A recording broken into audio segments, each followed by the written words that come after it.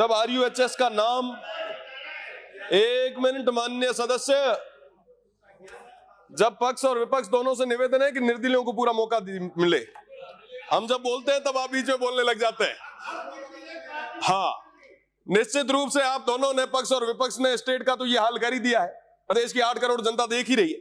हाँ, राजस्थान आयुर्विज्ञान संस्थान रिम्स बहुत बढ़िया ऐतिहासिक बिल लाए हैं, बहुत बढ़िया बिल लाए हैं। पहले भी मैंने कहा था कि साहब बकरे और नाम शेर राखियो है, पर साहब इसके अंदर जब इसकी पूरी संरचना देखी, इसके अंदर जब गवर्निंग काउंसिल देखी, किस तरीके से किन किन लोगों को आप अपॉइंट कर रहे हैं, वो तमाम चीजें देखी, तो लग रहा है कि धीरे धीरे आने वाले समय में ये सदन और यहां बैठे तमाम सदस्यों की आवश्यकता को भी हम खत्म कर देंगे। एक भी जनप्रतिनिधि को उसमें आपने जगह नहीं दी। वाकई ये बहुत गंभीर विषय है। हम सबको सोचना पड़ेगा कि तमाम चीजें अगर अधिकारियों के भरोसे छोड़ के अगर चलती, तो फिर इस सदन की, आपकी, हमारी और तमाम इस पूरे लोकतंत्र की जरूरत क्या रहती। आपको इस पे विचार करना होगा। साथ ही साथ मेरा निवेदन है कि आप बहुत बड़ा बजट खर्च भी कर रहे हैं, पर आए दिन हम पूरे प्रदेश भर में देखते हैं कि साहब कई सारे युवा जो अपनी जायज मांगों के लिए लड़ते रहते हैं। मैं आपको बताना चाहूंगा, 2018 से प्रयोगशाला सहायक भर्ती लंबित पड़ी है। तमाम लोग हैं, जो तमाम युवा है, वो आए दिन धरने दे रहे हैं, प्रदर्शन कर रहे हैं। मेडिकल हेल्थ वॉलंटियर फोर्स की वित्तीय स्वीकृति अभी तक पेंडिंग पड़ी है। CHOs वो आए दिन सभी MLAs के पास, माननीय मंत्री जी के पास जाते हैं, पर अभी तक उनको कोई जवाब नहीं मिला।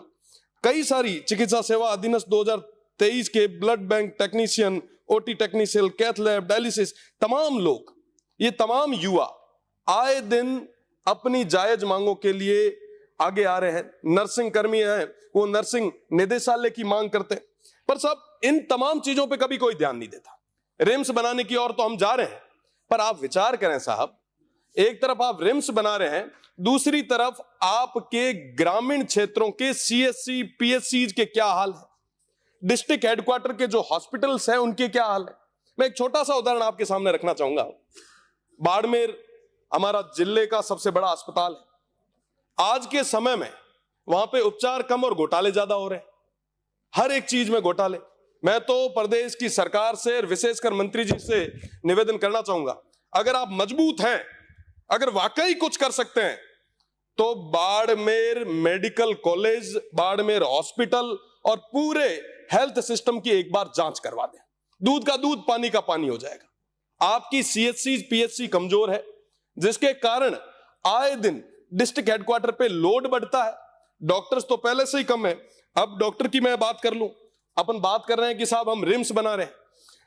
कुल स्पेशलिस्ट डॉक्टर की अगर बात करूं तो 2600 की रिक्वायरमेंट है, पर हमारे पास मात्र 510 है, जिनमें से 2090 के आसपास पोस्ट है खाली पड़ी है। सर्जन की अगर मैं बात करूं तो हमें जरूरत है 650 डॉक्टर्स की, हमारे पास कितने हैं? 101। कुल कितने खाली पड़े हैं पद? 549।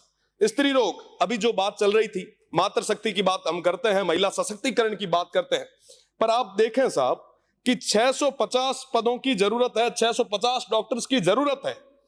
उनमें से हमारे पास कितनी है? मात्र 131।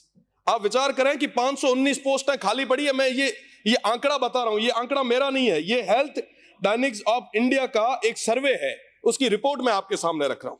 अगर मैं चाइल्ड, जो शिशु रोगों के स्पेशलिस्ट डॉक्टर हैं, उनकी अगर मैं बात करूं तो 650 के आसपास की, माननीय सदस्य, ये तमाम आंकड़े हैं साहब। आप रिम्स बनाएं, आप रिम्स बनाएं, हम आपके साथ में हैं।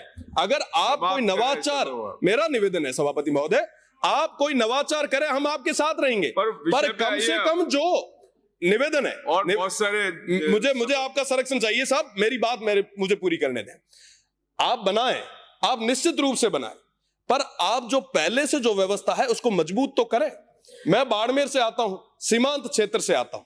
मेरे क्षेत्र का गडरा जो ब्लॉक है, उसके अंदर सबसे ज्यादा जरूरत है हेल्थ की। आज के समय में 70 से 80 किलोमीटर तक CHC, PSC आसपास, ये स्थितियां अपने इस क्षेत्र की, ये बात बहुत ज्यादा जरूरी है।